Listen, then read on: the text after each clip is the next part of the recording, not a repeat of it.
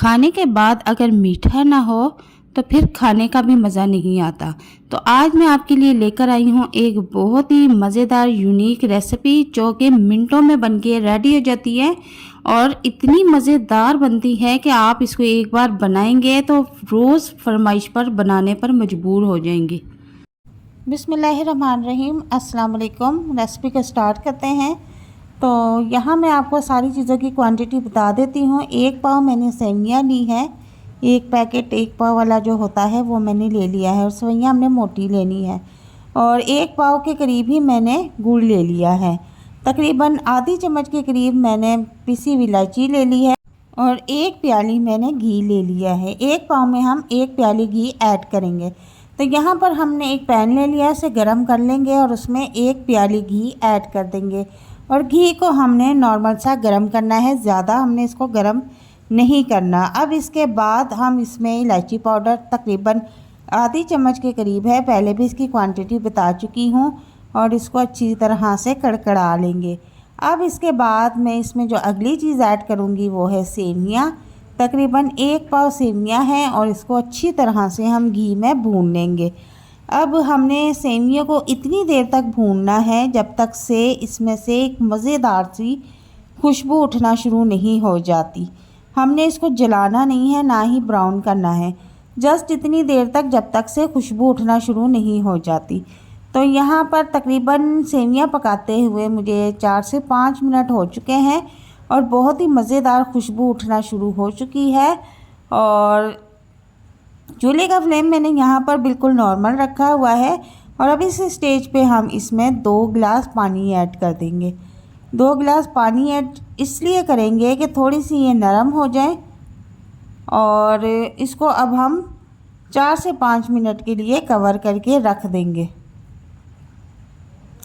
तो दूसरी तरफ मैंने एक पैन ले लिया है, फ्राई पैन है, और इसमें मैं 2 कप पानी के ऐड कर दूँगी और 1 पाव जो गुड़ है वो इसमें ऐड कर दूँगी ताकि गुड़ अच्छी तरह से मेल्ट हो जाए।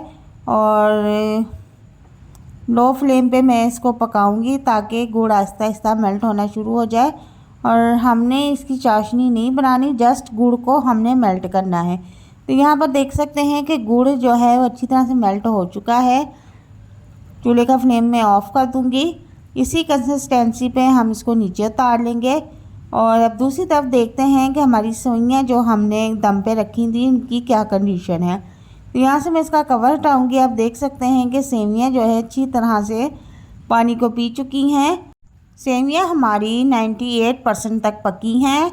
2% तक हमने इसको जो है दम पे पकाना है। अब मैं इसमें गुड़ वाला जो शीरा है वो ऐड कर दूँगी।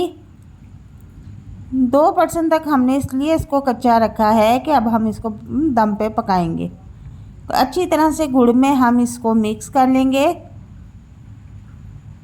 चूल्हे का फ्लेम ये अभी भी मैंने नॉर्मल रखा हुआ है। थोड़ी देर हम इसको अच्छी तरह से पकाएंगे ताकि गुड़ का जो पानी है वो बिल्कुल खुश्क हो जाए। तो अब मैं इसमें थोड़ा सा जो है गिरी मेवा बादाम ऐड कर दूंगी। आप भी अपने टेस्ट के मुताबिक गिरी बादाम इसमें ऐड कर सकते हैं। और अब मैं इसको इसी कंसिस्टेंसी पर दम पर रख दूंगी। थोड़ा सा मैं इसके ऊपर घी भी और अप्लाई कर दूंगी ताकि जो ऊपर वाली सेवइयाँ हैं उन पर अच्छी तरह से फिनिशिंग आ जाए। और अब मैं इसको कवर कर दूंगी। तकरीबन 3 से 4 मिनट का हम इसको दम देंगे। तो 3 से 4 मिनट गुजर चुके हैं, मैंने दम ओपन कर लिया है।